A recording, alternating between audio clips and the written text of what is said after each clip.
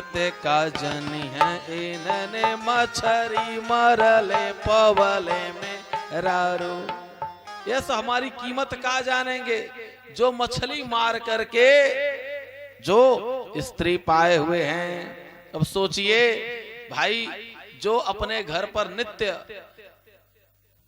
बर्फी, लड्डू, मेवा और जल रख करके वह इंतजार कर रहा है कि हमारे वहां बर्दखुआ आम शादी करने के लिए, उसके वहां एक भी ना आ रहे हैं, तो उसके वहां मुद्दतों बाद यदि कोई आवे शादी तो वह तो अपने पत्नी की कीमत समझेगा। और जिसके वहां दम पे दम जो है आज जा रहे हैं, उनको वहां मना करना पड़ रहा है कि अभी 2 साल बाद शादी होगी, तो अपनी स्त्री का क्या महत्व समझेंगे। उसी प्रकार से कह रही है।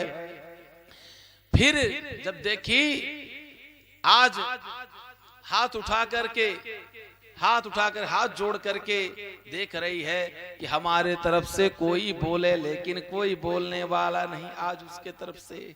किसके तरफ से? द्रौपदी के तरफ से। द्रौपदी क्या कह रही है? अब दुशासन से कह रही है, अरे दुष्ट दुशासन सुन, यदि हमारा भाई सच्चा होगा, आज हमारे भाई की, अब किसी की नहीं, हमारे भाई की आज बात है। खींचू दुशासन जोर लगाई के, हे दुष्ट दुशासन सुनो, जितना तुम्हारे पास शक्ति है खींचो, देखती हूं क्या तुम्हारी शक्ति बड़ी है कि आज हमारे भैया की शक्ति बड़ी है। खींचू दुशासन जोर लगाई, तेरा हमारा जो सोने पई हैं, भौजी के गोद में हुई हैं तब विश्वास हमें हरिना बिसरे हैं। मुझे सब कोई भूल जाए, लेकिन मुझे विश्वास है हमारे भैया जो है ना, यदि वह भाभी के गोद में अपना सर रख करके सो रहे होंगे तो भी आज कह देंगे, हे रुक्मिणी, यदि आज हम सो गए तो हमारे बहन की इज्जत की बात है। और वह क्या करेंगे? वह दौड़ करके चले आएंगे। कहाँ आएंगे? आज हमारी इज्जत को बचाने आएंगे। फिर क्या कह रही है? तेरा सुने ना अबेरा लगे। केवल हमारे कहने में इस समय लग रहा है, उनको आने में समय नहीं लगेगा। तेरा सुने ना अबेरा लगे, रहिया में कतऊ थीर न पई हैं, नार नदी बन डाटन रे, बनी के हीरना बीरना चली आई है। क्या कह रही है? कह रही है कि आज यदि वह रास्ते में कहीं रुक जाएंगे, कौन? श्री कृष्ण, और कहेंगे कि मैं थक गया हूं, क्योंकि उनके चरण कैसे हैं? एकदम बहुत ही कोमल हैं। थक जाएंगे यदि और कहेंगे मैं यदि आराम कर लूं, तो वह नार, नदी, वन सब डांटेंगे कि अरे कृष्ण तुम आराम कर रहे हो और तुम्हारे बहन की इज्जत की बात है। वह कैसे आएंगे? आज हमारे बिरना हिरना बन करके चले आएंगे। उसके बाद क्या कह रही है? जब देखी द्रौपदी हाथ जोड़ करके चारों तरफ कह रही है, अभी भी कोई बोले, लेकिन आज कोई उसके तरफ से बोलने वाला नहीं। क्या कह रही है? जियत बाजा बले भाईवा। देखिए भाई का कितना आसरा होता है। भाई जो मन को भा जावे, भाई जो सुख में दुख में सदैव साथ खड़ा हो। भाई का तात्पर्य क्या होता है? भाई धूप में छाता बन जाता है, बरसात में छाता बन जाता है, पिता न रहने पर पिता के तरह से छत्र छाया बन जाता है, वह भाई होता है। यह नहीं कि केवल खेत बाड़ी अलगाने के लिए, घर को अलग करने के लिए कि 1/2 के हम हिस्सेदार हैं, वह भाई नहीं होता है। भाई भरत होता है, भाई शत्रुघ्न होता है, भाई लक्ष्मण होता है कि भाई जो है वन में जा रहा है तो मैं भी भैया के साथ जाऊंगा। एक भैया वन में जा रहे हैं तो दूसरा भैया क्या कर रहा है? वह भी उस अवध के राज्य का परित्याग करके जाकर के नंदी ग्राम में वह अपना वहीं पर आसन जमा ले रहा। वह भाई होता है। भाई का मतलब यह नहीं होता है कि इस संपत्ति को लेने के लिए भाई भाई को जहर दे देवे।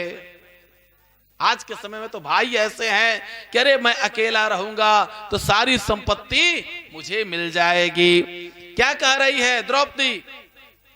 जियत बाजा बले भयावा, सुनो दुष्ट दुशासन, जियत बाजा भले भयावा, यह सानन आन के माथे चढ़ैबे, गाढ़े में भारी भरोसा हमारा, उन्हें तजी भला के गोहरैबे।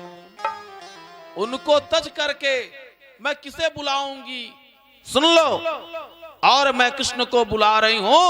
वह कृष्ण हमारा, वह हमारा भाई मेरी रक्षा करेगा, मुझे विश्वास है।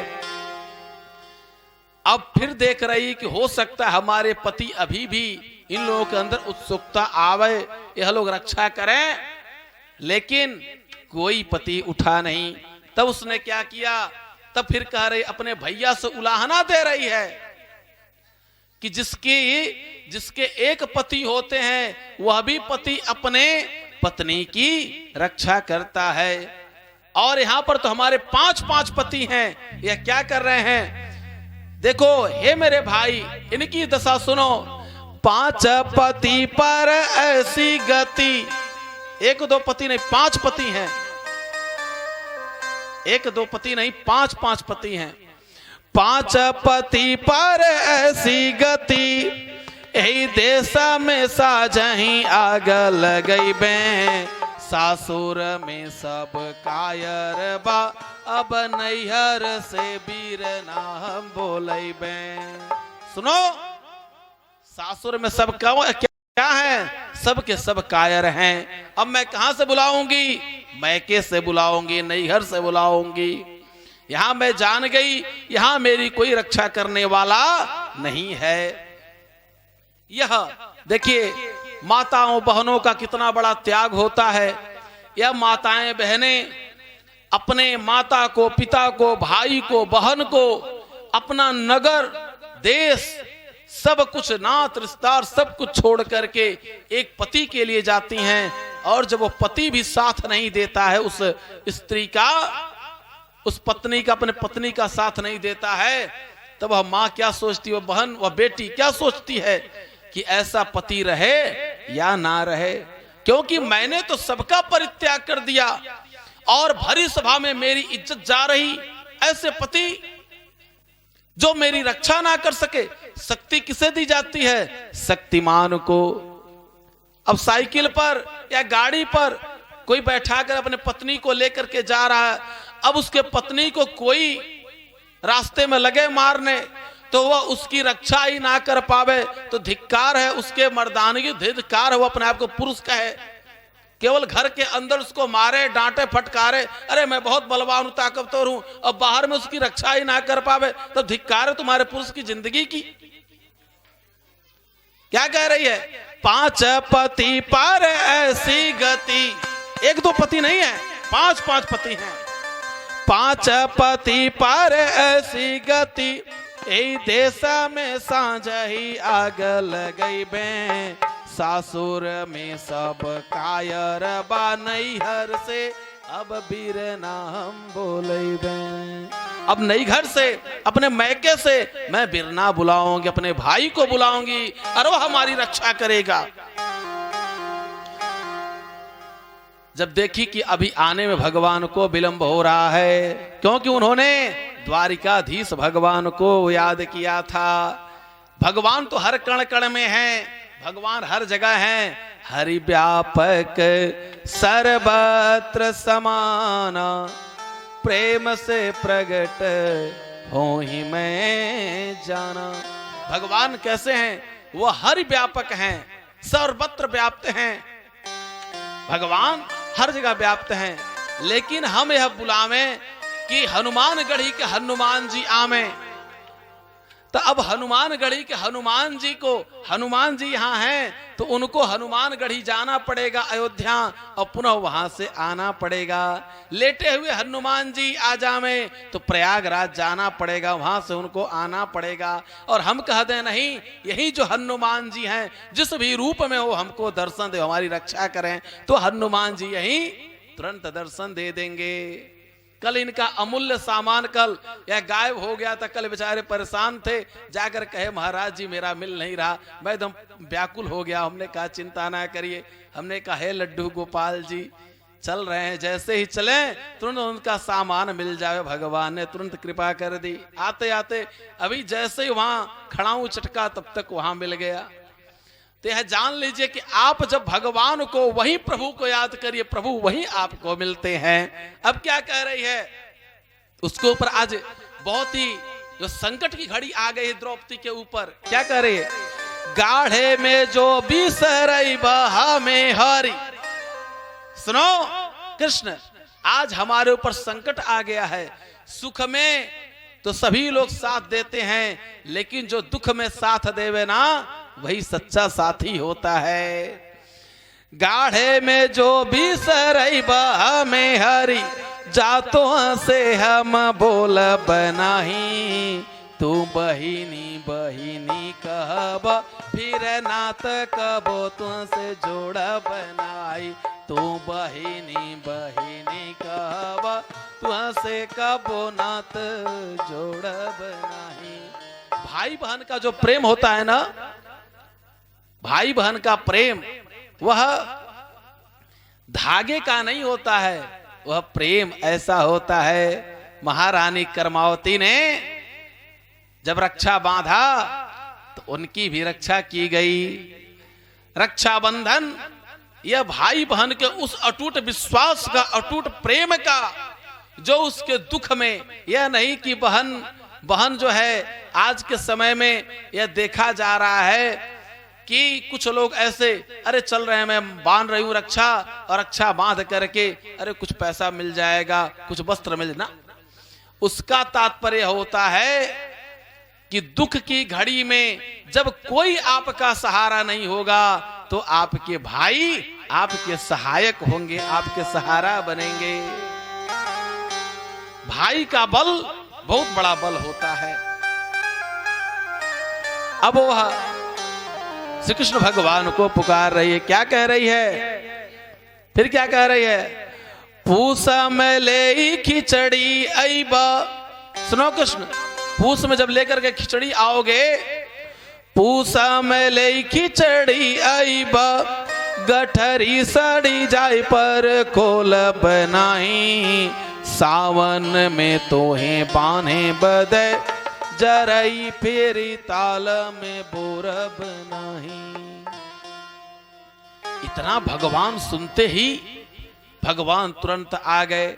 अब भगवान ने आज क्या किया? अपने हाथ को ही बढ़ा दिया और वही चीर बन गया, साड़ी बन गया। दुशासन जो 10,000 हाथियों का बल रखने वाला, चीर खींचते खींचते खींचते थक गया।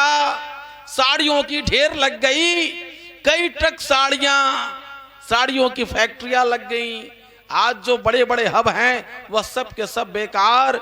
इतनी साड़ियां खींचते खींचते वह कहा दुशासन कि भैया मैं समझ नहीं पा रहा, चीर खींच करके मैं खींच रहा लेकिन समाप्त नहीं हो रहा। दुर्योधन ने कहा रे खींचो।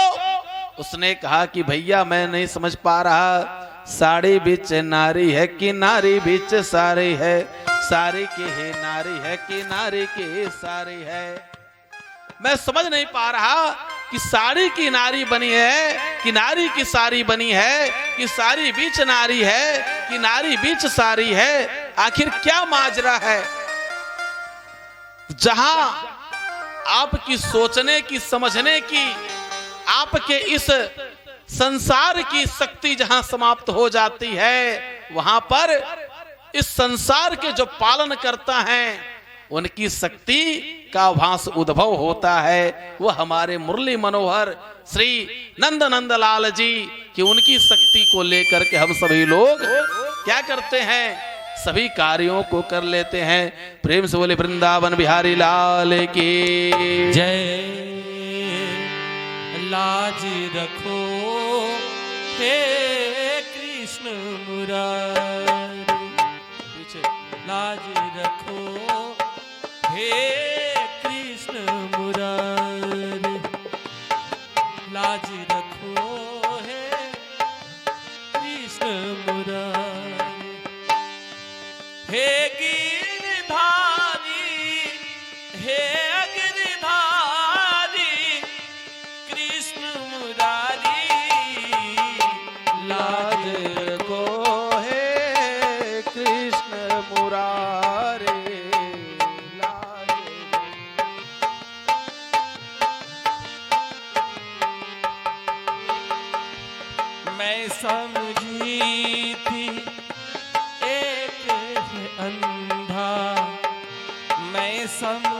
जीती रे भैया एक है अंधा।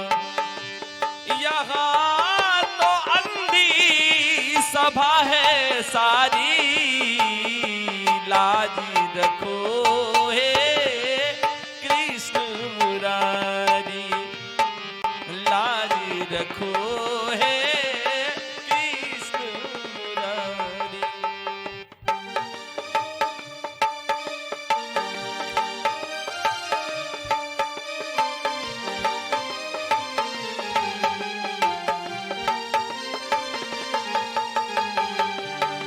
अब मैं आस करूं कहूं किसे से, अब मैं आस करूं कहूं किसे से। सबके सब है, सबके सब है, सबके जुआरी, लाज रखो हे कृष्ण मुरारी, लाज रखो हे कृष्ण मुरारी।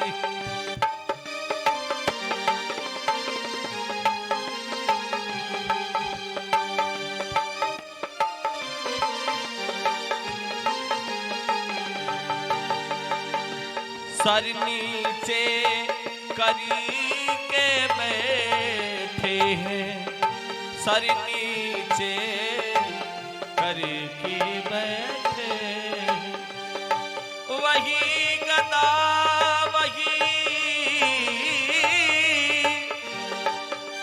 वही गदा वही गांडी उधारी, लाज रखो हे कृष्ण मुरारी, लाज रखो हे कृष्ण मुरारी।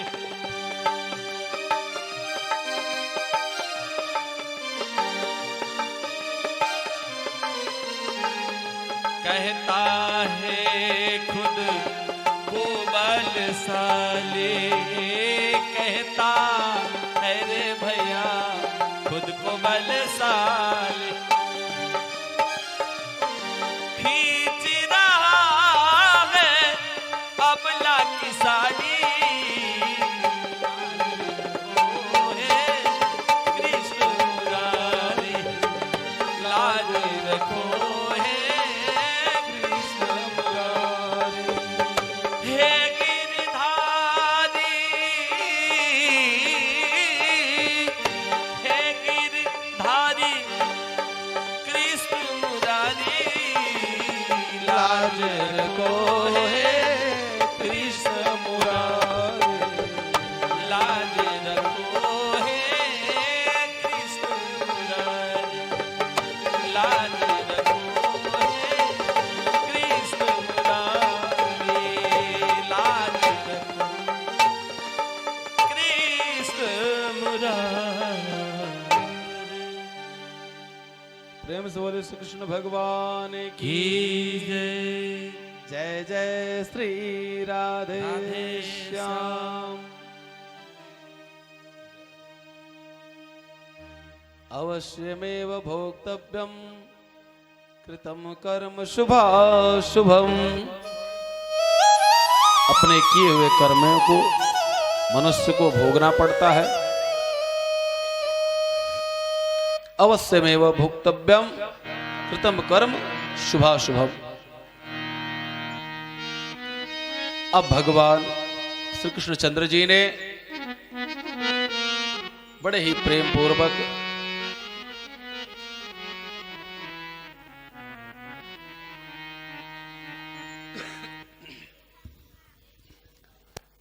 श्री कृष्ण भगवान परीक्षित महाराज की रक्षा करी। परीक्षित महाराज की रक्षा करने के बाद भगवान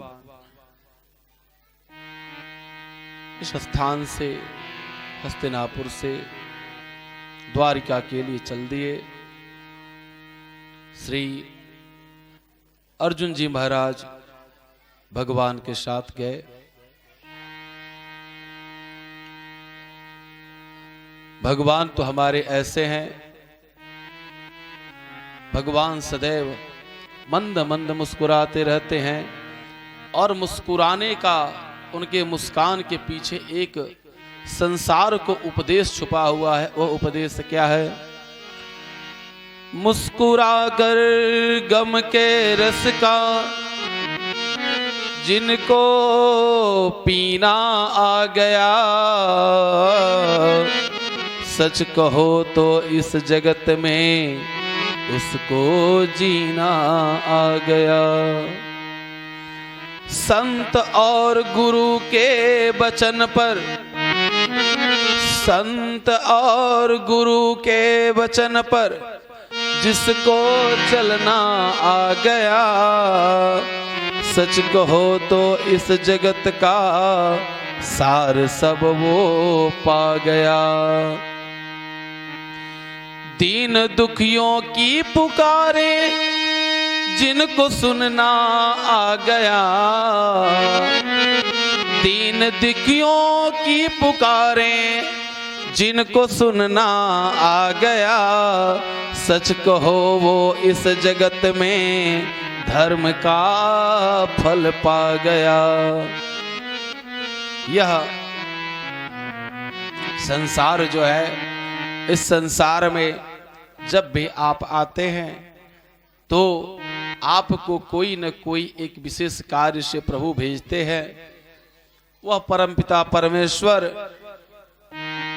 इस संसार में भेज करके कोई एक उत्तम कार्य के लिए आपको भेजते हैं। समय व्यतीत होता गया। भगवान श्री कृष्णचंद्र जी, भगवान श्री कृष्णचंद्र जी ने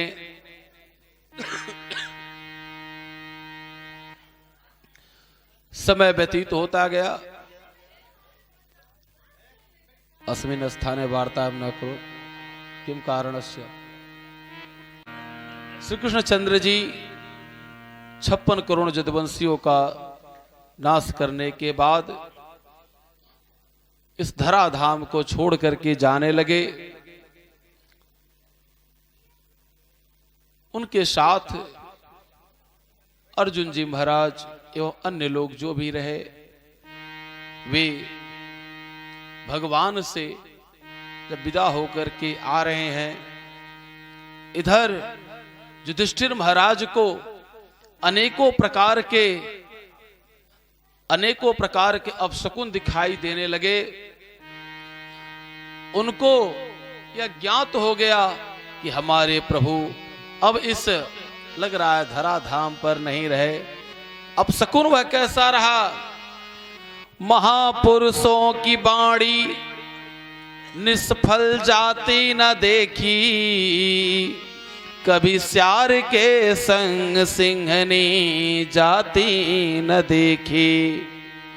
उन्होंने देखा क्या कि महापुरुषों की बाणी निष्फल जा रही। इसका मतलब क्या है? लग रहा है भगवान इस पृथ्वी को छोड़ करके चले गए। और क्या देख रहे हैं कि जो सिंहनी है, शेरनी है, वह किसके साथ जा रही है? वह सियार के साथ जा रही है।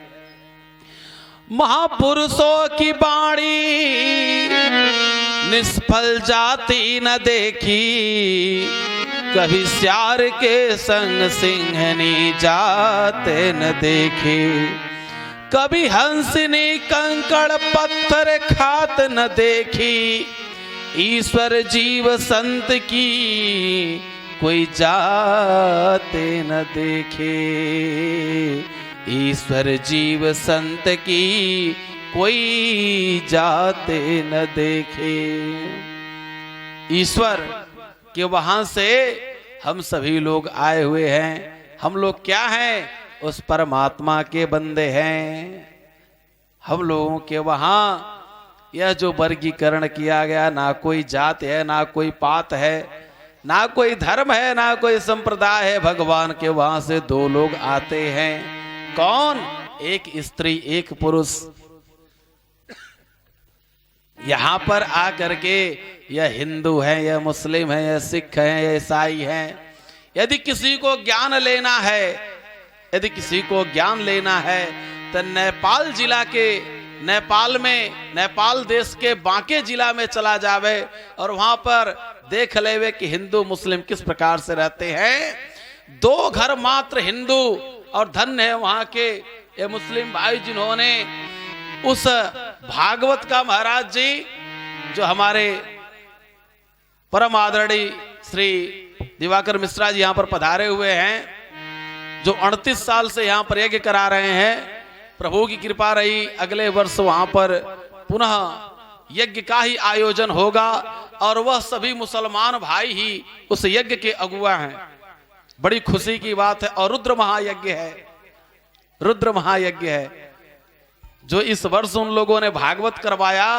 यह सभी बांके जिला नेपाल में पड़ता है, बहराइच से कुछ ही दूर पर, बहराइच से जैसे कुछ ही दूर पर।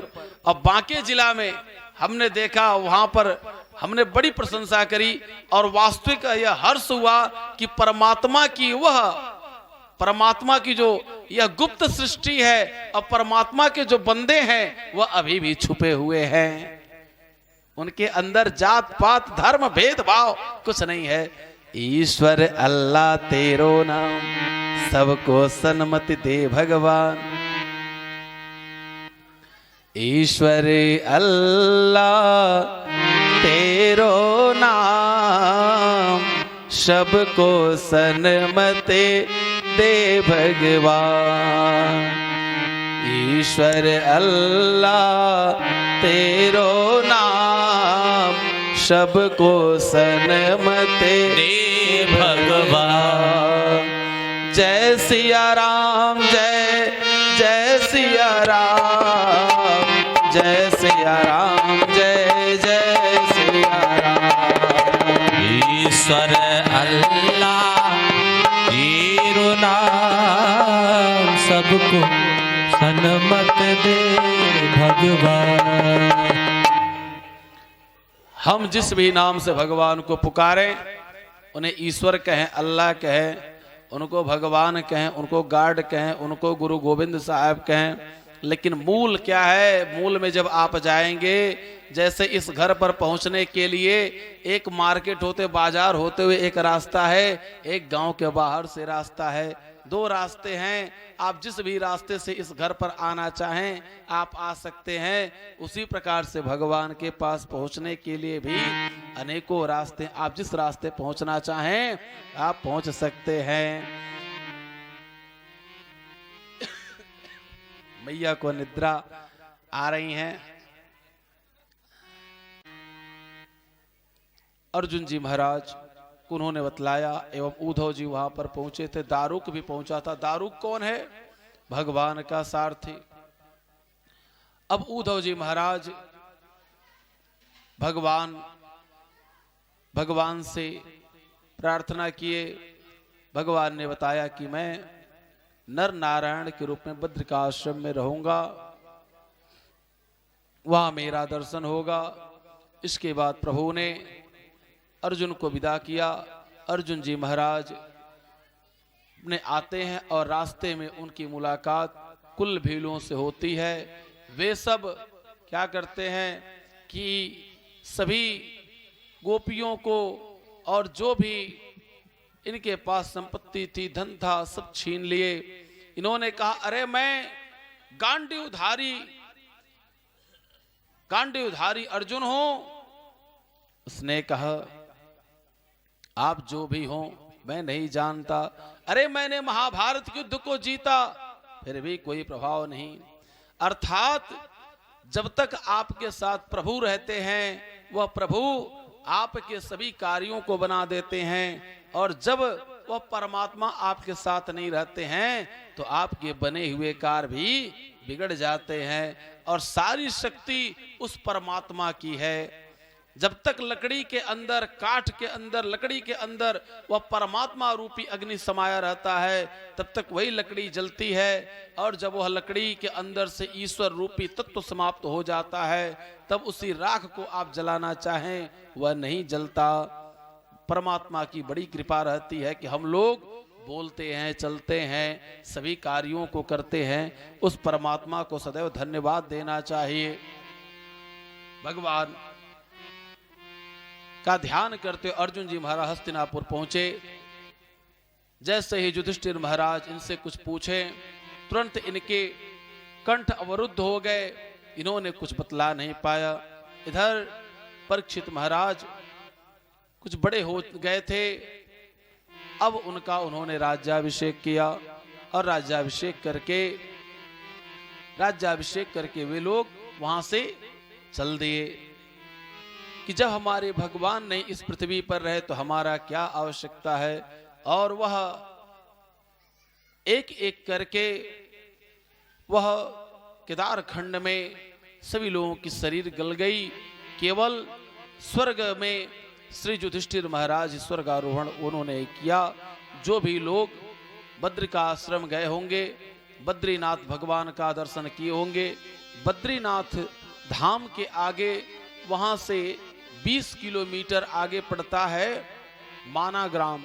मानाग्राम में ही जहां से स्वर्गारोहण किया जाता है। भारतवर्ष के उत्तरी दिशा में उत्तर की तरफ वह सबसे लास्ट ग्राम है और सरस्वती जी का उद्गम स्थल है। वहीं पर वेदों का और पुराणों की वहीं रचना की गई थी। मानाग्राम जो भी लोग यदि प्रभु की कृपा कभी आप लोग बद्री का आश्रम जावें तो वहां जरूर जावें। बद्रीनाथ धाम तक तो वहां तक गाड़ी जाती है, उसका रास्ता थोड़ा सा दूर से वह किनारे रास्ता है। मानाग्राम के लिए भी गाड़ी जाती है, आप लोग जा सकते हैं। केवल केदारनाथ के लिए जो है वहां गाड़ी नहीं जाती, गौरी कुंड तक ही गाड़ी जाती है। वहां हेलीकॉप्टर की व्यवस्था है, घोड़े की व्यवस्था है। और प्रभु के जितने भी 12 ज्योतिर्लिंगों में जागृत महादेव यदि कहा जाता है तो केदारनाथ भगवान कहा जाता है। अतः जरूर जाकर के दर्शन करना चाहिए। स्वर्गारोहण हुआ। स्वर्गारोहण के बाद इधर इन्होंने दिग्विजय के लिए निकला और दिग्विजय के लिए सभी पूरे पृथ्वी पर सभी राजाओं को जीतने के लिए कौन? श्री परीक्षित जी महाराज। परीक्षित जी महाराज दिग्विजय के लिए निकले। अब वह दिग्विजय के लिए क्या देख रहे हैं कि एक गैया और एक बैल, इन दोनों को लोहे के डंडे से एक काला कलूटा पुरुष एक पीटते हुए उनको दौड़ा रहा है। इन्होंने रोक लिया और अपने धनुष पर बाण चढ़ाए हुए उसको मारने के लिए गए। अरे दुष्ट तुम कौन हो? उसने कहा त्राहिमाम शरणागतम, शरण में आए हुए क्यों, उसको क्षमा कर देना चाहिए। मैं कोई और नहीं, मेरा नाम कलयुग है। तुम्हारा यहाँ पर प्रवेश वर्जित सर्वथा है, तुम यहाँ पर किस लिए आए? उसने कहा महाराज यह मेरा युग है और मैं इसलिए आया। उन्होंने कहा कि मेरे रहते तुम नहीं आ सकते। उसने अपनी गुणवत्ता बताया कि अन्य युगों में जो आप तपस्या करके फल प्राप्त करते थे, हमारे इस कलयुग में क्षण मात्र में ही और नाम मात्र से ही आप उन सभी गुणों को, उन सभी पुण्यों को आप प्राप्त कर सकते हैं। अब वह बार बार अपनी गुणवत्ता लगा बताने, उसकी गुणवत्ता को इन्होंने समझा। दूसरी बात उसने एक बात और बतलाया कि नाम मात्र से ही, कि नाम ही भव के इस भय को दूर कर देगा। उन्होंने मन ही मन विचार किया, यह ठीक कह रहा है। उसने कहा प्रभु मुझे स्थान दे दीजिए रहने के लिए। उन्होंने कहा कि द्यूत क्रीड़ा, मद्यपान और जहां बाजारू स्त्रियां रहती वहां पर। उसने कहा यह तो पहले से मिला हुआ है, एक कोई अच्छा स्थान दे दीजिए। उसने कहा कि स्वर्ण में जाओ, मैं तुम्हें सोना में दे देता हूं। अब वह यह देखते ही कि सोना में स्थान दिए, तुरंत उनके शीश पर जाकर के बैठ गया। शीश पर क्यों बैठ गया?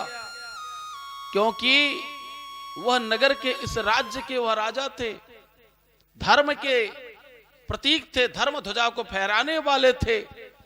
किसी देश के राजा को यदि कोई किसी देश का राजा उसे हरा दे रहा है तो पूरी राज्य हार स्वीकार कर लेती है, पराजय स्वीकार कर लेती है।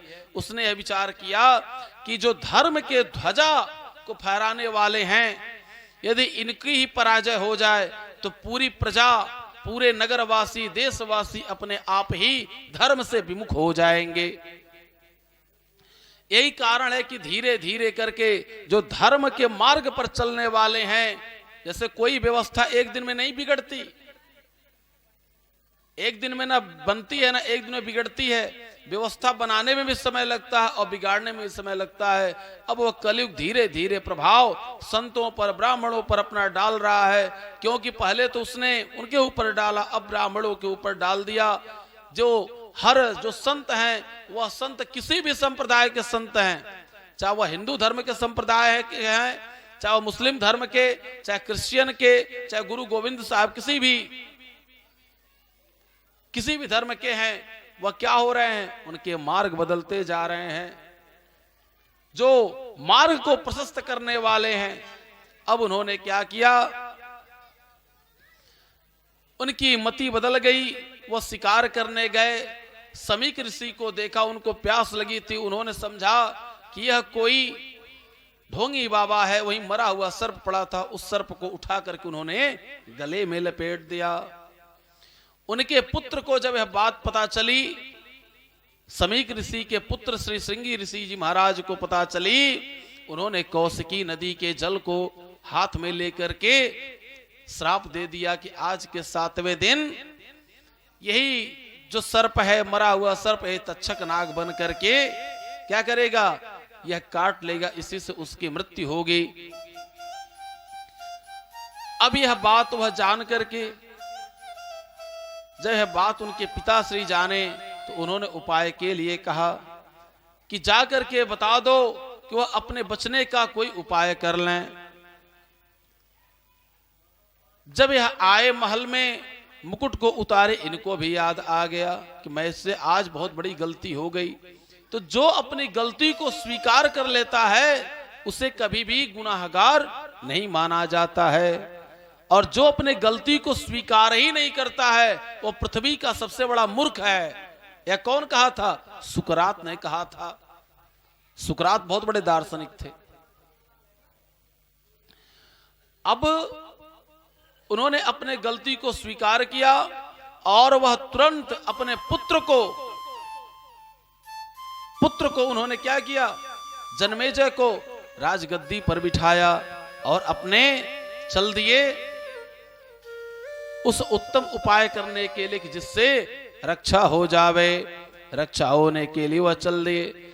इतना सुनते ही सभी ऋषि, संत, महंत सभी लोग आ गए और उनके उत्तम उपाय के लिए कि किसी प्रकार से इनको बचाया जाए, उन्हीं लोगों के बीच में उसी समय श्री सुखदेव जी महाराज आ जाते हैं।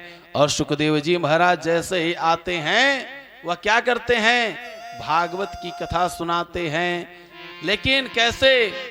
जब वह आते हैं, इनका प्रश्न है, इन्होंने, इन सभी लोगों ने स्वागत किया। कभी भी जो कथा व्यास आमे, जो संत आमे, ब्राह्मण आमे, उनका सम्मान करना, आदर से सत्कार करना चाहिए। अब इन सभी लोगों ने उनका सत्कार किया। आइए हम सभी लोग भी श्री सुखदेव जी महाराज जी का सत्कार कर सम्मान। हरि की कथा सुनाने वाले,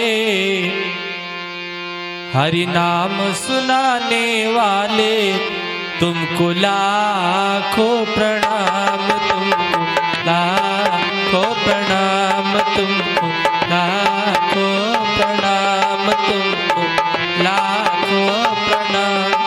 हरि की कथा सुनाने वाले, हरि कथा सुनाने वाले, तुमको लाखों प्रणाम, तुमको लाखों प्रणाम, तुमको लाखों प्रणाम।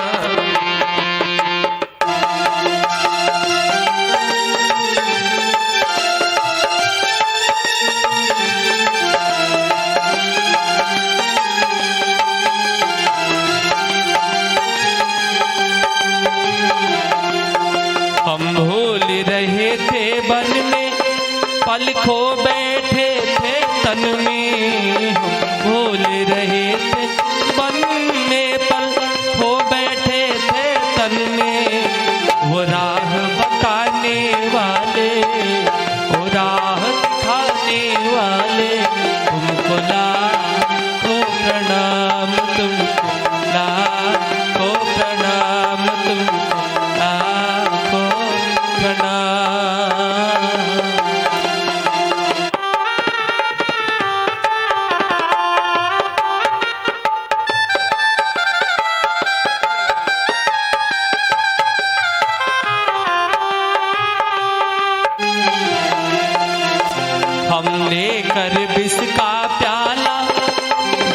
रहे थे हम के गाला, कर विषयों का प्याला जा रहे थे हम के गाला, लेकर विषयों का प्याला जा रहे थे हम के गाला, जा रहे थे हम के गाला। अमृत पान कराने वाले, रस पान कराने वाले, तुमको लाखों प्रणाम, तुमको लाखों प्रणाम, तुमको लाखों प्रणाम।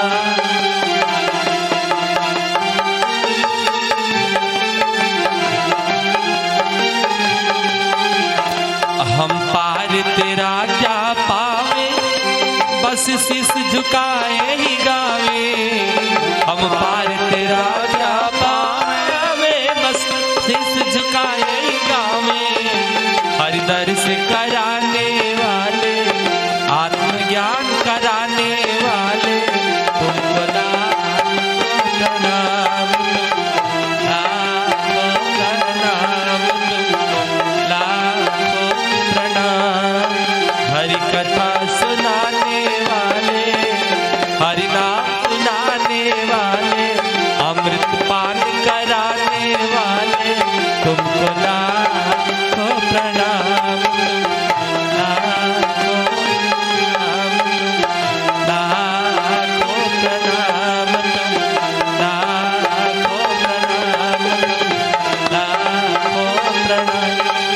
हरि कथा सुनाने वाले, हरि नाम सुनाने वाले, तुमको लाखों प्रणाम, लाखों प्रणाम, लाखों प्रणाम।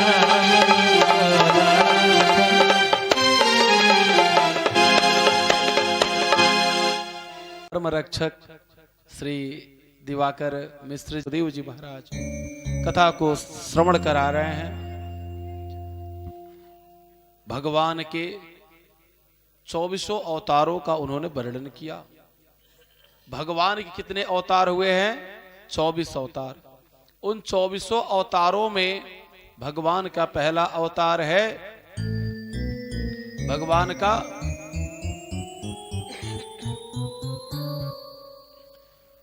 भगवान के 24 अवतार हुए हैं।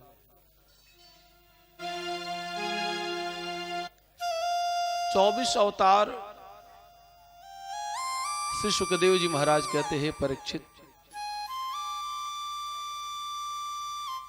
जिस समय प्रभु ने यह चाहा, प्रभु ने विचार किया कि सृष्टि का विस्तार हो, हे परीक्षित, उस समय पृथ्वी को हिरण्याक्ष जो था वह क्या किया था, वह पृथ्वी को चुरा करके वह ले गया था। ब्रह्मा जी ने प्रार्थना किया, हे प्रभु, मैं किस प्रकार से सृष्टि का विस्तार करूं? उन्होंने आदेश किया कि पहले तुम प्रार्थना करो और तपस्या करो, समय आने पर सृष्टि के विस्तार के लिए जब समय आएगा तो सब कार्य हो जाएगा। समय से पहले कोई भी कार्य नहीं होता है। धीरे धीरे रे मना, धीरे सब कुछ होए, माली सींचे 100 घड़ा, ऋतु आए फल होय। भगवान ने कहा कि तुम तपस्या करो, समय आने पर क्या होगा? सब कुछ ठीक हो जाएगा। अब मन ही मन वह विचार कर रहे हैं, तपस्या कर रहे हैं, कमल के ऊपर बैठे हुए हैं। उसी समय उनको अनायास छींक आई और उनके नासिका के अग्रभाग से भगवान ने 12 रूप, 12 का तात्पर्य होता है शूकर, जो हमारे ब्रज भाषा में छौना कहते हैं। जो शूकर के जो बच्चे होते हैं उन्हें छौना कहा जाता है। अब वह छोटा सा रूप बना करके भगवान छोटा सा रूप बना करके उनके नासिका के अग्रभाग से निकले और भगवान देखते ही देखते उनकी विकराल शरीर हो गई। और वह क्या किए, वह जाकर के उस जल की अथाह राशि में वहां से वह पृथ्वी को लेकर के जब आने लगे तो जो हिरण्याक्ष था, हिरण्याक्ष उसने क्या किया, भगवान के ऊपर प्रहार किया। लेकिन भगवान ने कोई प्रति उत्तर नहीं दिया, कोई प्रतिकार नहीं किया। क्यों नहीं किया? भगवान ने यहां क्या शिक्षा दी? इस लीला के माध्यम से भगवान ने क्या शिक्षा दी समाज को? शिक्षा यह दी कि पहले जिस निमित्त आप जो कार्य करने जा रहे हैं, पहले अपने कार्य को आप पूर्ण करिए। नहीं तो ऐसा ना होवे कि आप कार्य करना आरंभ किए और बीच में किसी ने लड़ाई झगड़ा करना चाहा आपसे और आप भी लड़ाई झगड़े में लग गए और आपका कार्य पूर्ण नहीं हुआ। अब कोई घर बना रहा है, बगल वाले का घर बना है, अब बगल वाला बेचारा चाहा कि हमारा भी घर बन जावे। वह जैसे ही दीवार चलाया, छत लगने वाली है, अब बगल वाला आकर के झगड़ा कर दिया। तो जिसकी छत लगने वाली थी वो सज्जन है, उसके पास दिमाग है, बुद्धिमान है, तो वो किसी प्रकार से हाथ जोड़ करके वो क्या करेगा, वो सोचेगा कि पहले हमारी लिंटर तो लग जावे, छत तो लग जावे, पहले रहने की व्यवस्था तो हो जावे, फिर बाद में इससे निपट लेंगे। और जो मूर्ख रहेंगे वो क्या करेंगे, नहीं भैया तुम कैसे कह दिए, पहले मैं तुमसे लड़ाई कर लूंगा। तो वो क्या करेगा, लड़ाई करके उलझ जाएगा, जिसका फल क्या होगा कि धूप में, ठंड में, बरसात में उसे झेलना पड़ेगा। भगवान ने यह बतलाया कि जो आपका लक्ष्य है, अपने लक्ष्य पर ध्यान देना चाहिए, केंद्रित करना चाहिए। भगवान ने पृथ्वी मैया को जल के ऊपर लाकर रख दिया और हिरण्याक्ष के साथ पुनः जाकर युद्ध किया। और हिरण्याक्ष का एक थप्पड़ में उन्होंने ऐसा जोड़ का थप्पड़ मारा, उसका सर उसके धड़ से अलग हो गया, उसके शरीर से एक तेज पुंज निकला जो भगवान के चरणों में आकर के विलीन हो गया। प्रेम से बोलिए नंद नंदन की, 12 भगवान की। भगवान का प्रथम अवतार है, 24 अवतार में भगवान का सर्वप्रथम अवतार 12 अवतार है। उसके बाद भगवान ने जब हिरण्याक्ष का वध कर दिया तो हिरण्याक्ष का जो भाई था हिरण्यकश्यप, उसने मन में विचार किया कि मेरे भाई को जिसने मार दिया मैं उसका भी संहार करूंगा। श्री परीक्षित जी महाराज गुरुदेव भगवान श्री सुखदेव जी से पूछ रहे हैं, सुखदेव जी से पूछ रहे हैं कि हे गुरुदेव आप यह बतावें कि यह हिरण्याक्ष और हिरण्यकश्यप यह दोनों कौन थे। वह बता रहे हैं कि हिरण्यकश्यप और हिरण्याक्ष दोनों भगवान के पार्षद थे। पार्षद का तात्पर्य होता है द्वारपाल। इन लोगों का नाम जय और विजय था। एक समय की बात, सनक सनंदन सनातन सनत कुमार चारों भैया दर्शन की कामना से भगवान के धाम को जा रहे थे। उसी समय इन दोनों ने क्या किया, क्षण मात्र के लिए रोक लिया और जो भगवान के कार्य में रोके वह राक्षस प्रवृत्ति का होता, वह दैत्य प्रवृत्ति का होता है। चारों भैया ने देखा, सनकादि ऋषियों ने, कि इसकी तो प्रवृत्ति दैत्य प्रवृत्ति की होती है। बात जान लीजिए, जो धर्म कार्य में, किसी की बेटी के विवाह में जो बाधा बनता है वह दैत्य के समान होता है, राक्षस के समान होता है। अब वह क्या किए कि वह श्राप दे दिए कि तूने मेरा 3 क्षण का समय बर्बाद किया, इसलिए तू जा राक्षस कुल में जन्म लेवे। उसने प्रार्थना किया कि प्रभु हमारे उद्धार का उपाय बता। मैं उन्होंने कहा तुम्हारा उद्धार भगवान ही करेंगे। तीनों काल में जब जब तुम्हारा जन्म होगा तो भगवान स्वयं तुम्हारे उद्धार के लिए जाएंगे। हिरण्याक्ष और हिरण्यकश्यप प्रथम इन लोगों का है, दूसरा रावण और कुंभकर्ण, तीसरा दंतवक्त्र और शिशुपाल। भगवान ने क्या किया, इन लोगों का इनका उद्धार किया। अब यह कश्यप ऋषि की दो पत्नियां दिति और अदिति, एक से देवता और दूसरे से दैत्य, एक से देवता और दूसरे से दैत्य। एक समय की बात, इनकी पत्नी जो थी उन्होंने मन में विचार किया कि मेरे पास पुत्र नहीं है और मुझे भी पुत्र चाहिए। उन्होंने अपने पति के धोती को पकड़ लिया कि मुझे पुत्र चाहिए, पुत्र चाहिए। उन्होंने कहा यह समय ठीक नहीं है।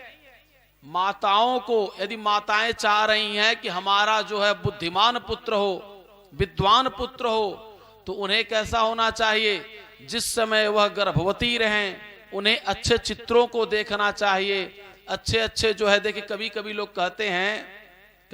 कहते हैं कि अरे जो हमारा बच्चा है ये तो अपने पापा पे पड़ा है, अपने दादी पे पड़ा है। तो जैसा आप चित्र देखते हैं वैसा ही पड़ता है, जैसा आप अपने सुनती हैं वह बच्चा उसी प्रकार से होता है।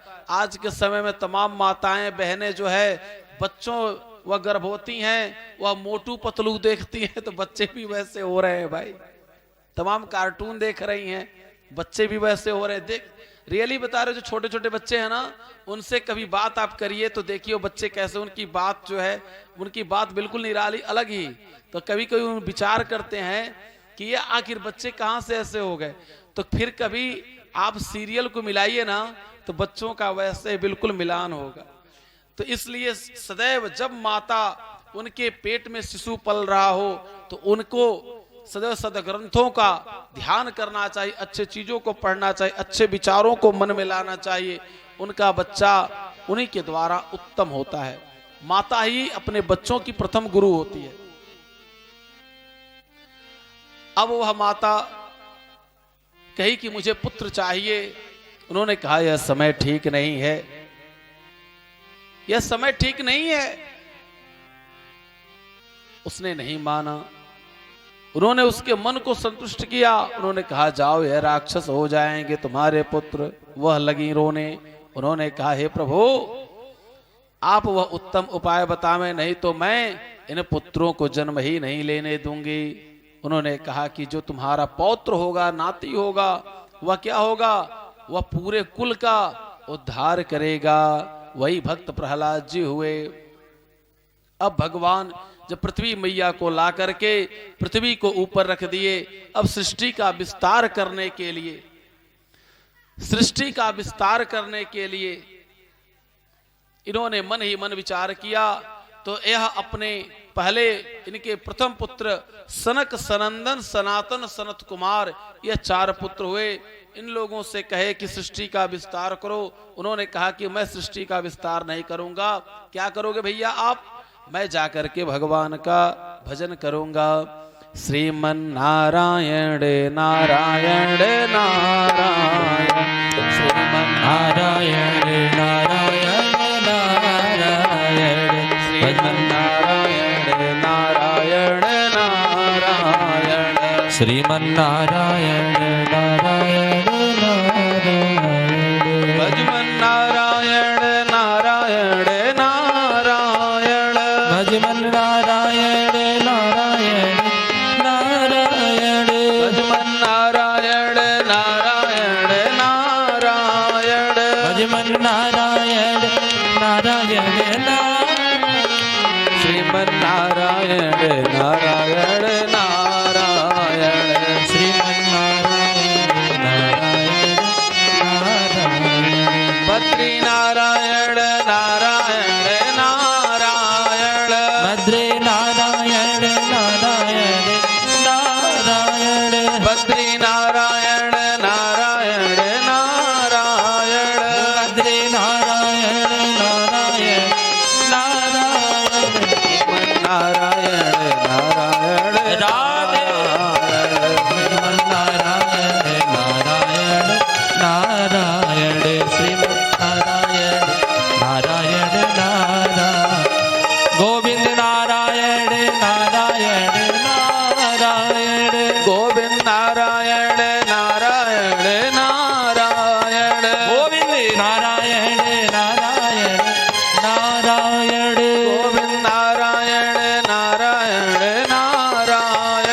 भगवन नारायण नारायण नारायण भगवन नारायण नारायण नारायण श्रीमन नारायण नारायण नारायण श्रीमन नारायण नारायण नारायण हो लक्ष्मी नारायण नारायण नारायण गुरु नारायण नारायण नारायण गुरु नारायण नारायण नारायण गुरु नारायण नारायण नारायण गुरु नारायण नारायण नारायण भक्त नारायण नारायण नारायण भक्त नारायण नारायण प्रेम से बोले श्रीमन नारायण भगवान की जय। ब्रह्मा जी के ये जो 4 पुत्र हुए, इन चारों पुत्र ये चले गए और जाकर के तपस्या करने लगे। इसके बाद से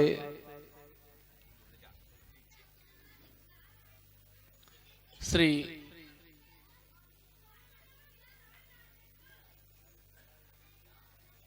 इनके 9 पुत्र और हुए। वे 9 ऋषि कहलाए। इधर जब इन्होंने देखा कि ये लोग भी सृष्टि का विस्तार नहीं करेंगे, इनको क्रोध आ गया। उसी समय इनके दोनों भवों के बीच से एक रुद्र उत्पन्न हुए। रुद्र इनका नाम क्यों हुआ? जैसे ही वह बालक जन्म लिया, जन्म लेते ही वह रोने लगा, रुदन करने लगा। रुदन करने के कारण उनका नाम रुद्र हुआ। उन्होंने कहा कि तुम सृष्टि का विस्तार करो। अब वो सृष्टि का विस्तार ऐसा लगे करने, भूत प्रेत पिशाच लगे बनाने। उन्होंने कहा कि अभी तुम इस योग्य नहीं हो, तुम जाओ भगवान के नाम की तपस्या करो। जब तुम्हारे अंदर सात्विकता आ जाएगी तब तुम पुनः सृष्टि का विस्तार करना। अब इन्होंने महाराज मनु को वन्न किया। मनु महाराज ने देखा वह नहीं है। मनु महाराज और शतरूपा मैया ने, इन दोनों लोगों ने भगवान का भजन किया। भगवान इनके भजन से, इनकी तपस्या से प्रसन्न होकर के दर्शन दिए और भगवान से इन्होंने वरदान मांगा कि हे प्रभु, आपके स्वरूप का ही मुझे पुत्र चाहिए। भगवान ने कहा एवं मस्त समय आने पर आपको पुत्र भी रूप में आएंगे। वही भगवान जब रामा अवतार में आते हैं तो राम जी बन करके आते हैं। अब भगवान की कृपा से सृष्टि का विस्तार करने के लिए मनु महाराज और शतरूपा मैया ने, मनु महाराज और शतरूपा मैया, मनु महाराज के 2 पुत्र हुए। कौन कौन? प्रियव्रत और उत्तानपाद। और 3 पुत्रियां हुई, देवहूति, आकुति, प्रसूति। यह 3 उनकी पुत्रियां हुई। कर्दम ऋषि महाराज तपस्या कर रहे थे। कदम्ब के वृक्ष पर बैठ करके तपस्या करने के कारण उनका नाम कर्दम ऋषि हुआ। कर्दम ऋषि तपस्या कर रहे थे। 10,000